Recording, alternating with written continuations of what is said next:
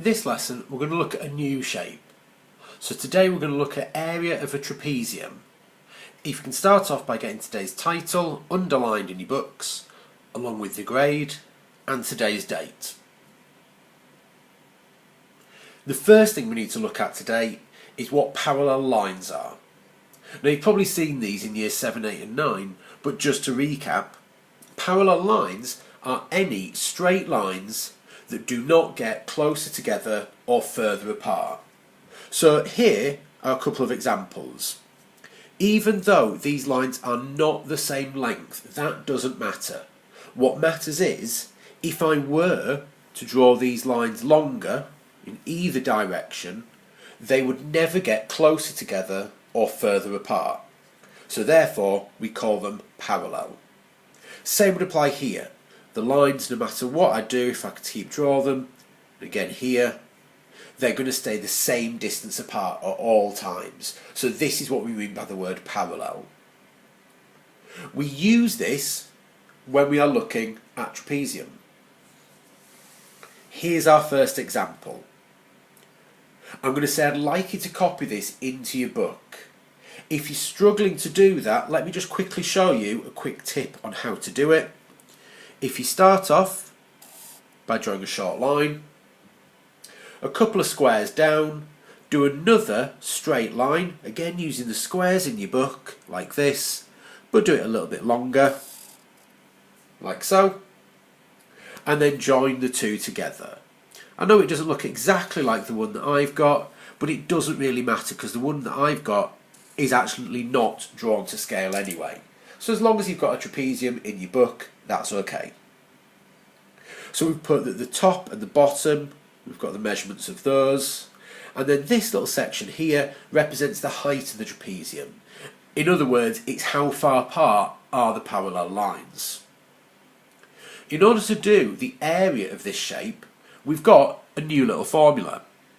That is going to be area equals, we then do open bracket A plus B, close bracket, times H divided by 2. Now you might be looking at that thinking it doesn't really make much sense, so let's have a little look through what all of the bits mean. A and B, these two bits here that we add together in the bracket, they are the top and the bottom, or in other words the parallel lines. So for this example I would say these were A and B. It doesn't matter which way round you do them, as long as A and B are the two parallel sides. H is the height of the trapezium, so it's the distance between the two parallel sides. In this case it's 4. So to use this example, what we would need to do is add together the two parallel sides. So we add together 3 and 5. 3 plus 5 is 8, so I write down 8. So we just add together the two parallel sides.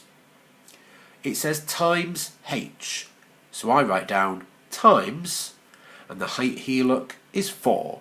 So I put 4, and then I write my little divide by 2, because we always, when we've done this, divide by 2 to find the area of a trapezium. My next line down, 8 times 4. 8 times 4 is 32, so let's write this down. And I need to divide by 2 because I've not done that bit yet. So 32 divided by 2 gives me 16. And just like with all the other shapes, the units that I need to put on the end here, because these are centimetres, my units for area are centimetres squared. Now I know this is a much more complex formula, but it's the same steps for every single one. Let's have a look at another example just to make it a little bit easier. So for this next example, let's draw it from scratch. So what I want you to do is to draw two parallel lines for me. One a little bit longer than the other. It doesn't matter which one is longer, we could have done it the other way round. I could have also done it sideways, as you'll see with some of the questions on the worksheet later. So if I then join these together to make our trapezium. If on this question you can say that the top of it is 5 metres and this side down here is 9 metres, so these are our two parallel sides. And then on this example I'm going to show you that the height can sometimes be written inside. So if I were to put a little line in here and say that this bit here is 6 metres. So we would do exactly the same for this question. So we start off by writing down our formula. It is on the worksheet that you're going to get given in a couple of minutes, so you can use that every time. But here we get area is equal to, then in brackets, a plus b times h divided by 2. Get that written into your book. And then to do this, the first bit here, this little a plus b, that is where we add together the length of the two parallel sides. So if we look at this shape, the parallel sides again are this one and this one up at the top. So we would do 9 plus 5, 9 plus 5 is 14. It then says times h, so that's the distance between the two parallel lines. This time it's being given to us inside the shape. That's exactly the same as what we did before. So we're going to put times 6. And then it says divide by 2. So I plonk a little divide by 2 just there. Now if you want, you can use calculators for these questions.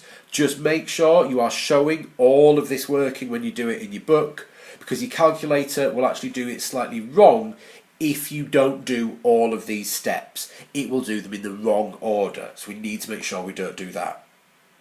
So if you do 14 times 6, that gives us 84. And then we haven't done the divide by 2, so let's write divide by 2. And then 84 divided by 2 would give me 42. And because the units here are all metres, the unit for the area is metres squared.